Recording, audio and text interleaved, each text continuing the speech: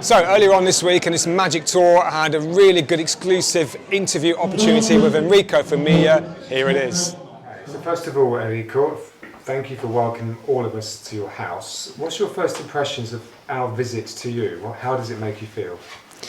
Oh, thank you very much indeed. Thank you very much indeed for your coming, because for me it's really an emotion, because I never seen so many spider close to my house, and more also all are yellow, so it's interesting. So very excited, and unfortunately, you know, the weather today is not the perfect for spider especially, but anyway we can enjoy, and really I'm very honored you like spider and GTV too, so for me it's really a good like an award. So you've obviously over the years been asked lots of questions about your design. If you were to design the GTV Spider today, what would you change? Oh, this is a very good question for me, because it's a long time I start to imagine at the beginning like a restyling or facelift of my car, and at the beginning I was not so sure it was possible.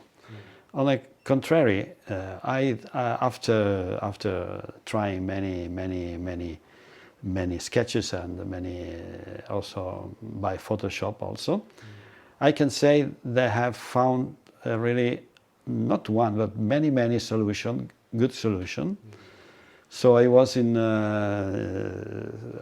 I thought, why not to use my own car for remaking, for showing, especially because inside there is a message to Alfa Romeo. I mean, a message means I don't like the current Alfas on the road, so they have no special personality. I cannot say ugly car, of course, but really the personality, they lack of personality. So I think I found a way to make visible an Alfa, let me say, more Alfa than today. Good.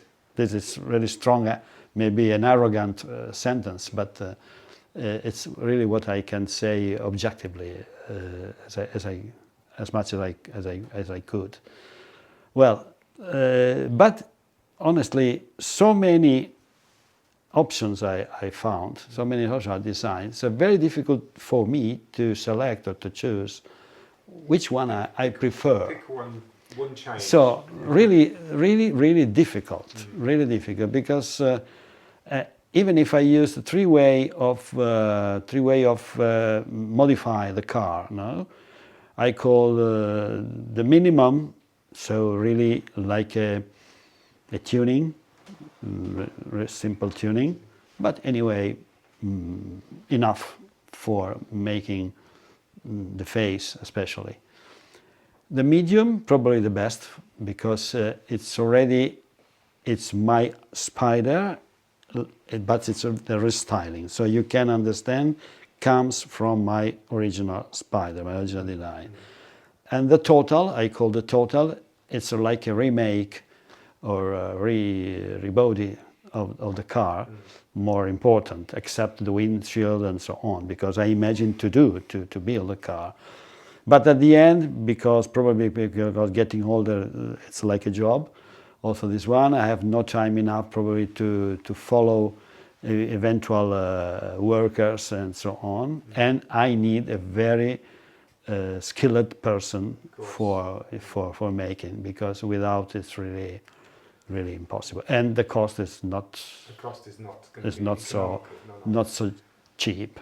So if you think about the GTV or the Spider, if you can pick one design element that you really look at and enjoyed, you know, like me for example, on my Spider, my favourite part is the boot, the way it just goes down like that. I just love that shape. The side, yes, on the side, the groove.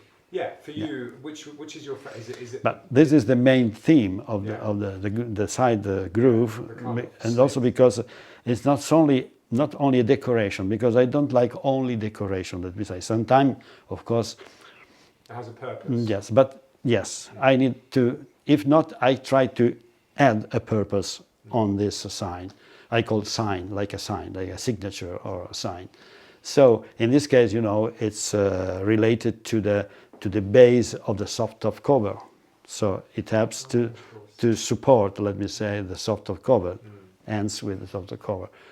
And so this is the main element of the side. And this is the element I call icon design, because it's like an icon you can easily understand or recognize on the road, the car. So yes, it's like a logo, unique logo. So, you know, we know many logos all around us, from Apple to Nike and so on. So immediately you can understand what the message from, or you can remember what it is, and this is, and also the front, The front, and the front, and especially the headlamps. Yes. Did you have anything to do with the Phase 3? Did you design? No. When Pininfarina designed the Phase 3, I was already outside the Pininfarina, but probably a few person cannot, I must say, not a few person, probably nobody can know that the way of cutting the Scudetto of the 3 Series, you know, because the Scudetto is cut, let me say, the lower part is on the bumper and the upper part is on the bonnet. Is exactly the same solution I did on the first resin model. Really? On my book there are many pictures on this, because it helps to have only one shape, continuous shape. You say seamlessly, you say seamless. Yeah, this way. So I would like, but it was Mr. Guidella, I softly debate with him, not but kindly, gently debated with him, because he asked me, I remember perfectly, we were seated on the floor in front of the mock-up of the model, and he asked me to introduce or to use the same solution on the 164, and it was exactly 1 year later the 164 on the market. Okay. So, because it was 88. So, of course, I accepted easily. It was easy to me to accept this solution. But the reason was because in those times, the big bonnet, we call in Italian cofango, because combining cofano, bonnet, and parafango, wing. So the cofango is very heavy, it's very big. So in opening and especially in closing, probably it's difficult to keep the zero tolerance in where the cut, on the cut line, So I can understand. Yes, it was not sure. Today it's much more simple, because we have a different kind of manufacturing, so much more constant. So much more. The production is totally made in totally different way. So anyway, I accepted this, but I was surprised when in Series 3 they used the same solution. So really, it was your idea from the very beginning. Yes, the very beginning. Yeah. On the first model, on Padua I will show you all the picture of this. I just want one final question as well. Take yourself back when you were designing the GTV from the very beginning. What kind of person did you have in mind would buy this car? Who were you designing this for? If I well understood, when I designed started, you're sketching. The person, the driver. Honestly, I didn't think about the person, the driver. you would have driven it, clearly. Yes, of course, I imagined to drive the car, yes. Of course, because one of my, let me say, motto, come si dice motto in inglese? Motto is to be to be a client of ourselves, of myself. Yes, you have to be able to want it. Yes, so I used to, in order to criticize or to auto-critics, yeah. So My target was to repeat, if possible. Of course, let me say, I say target. So my hope is to repeat the success of the Giulietta Spider and Giulietta Sprint.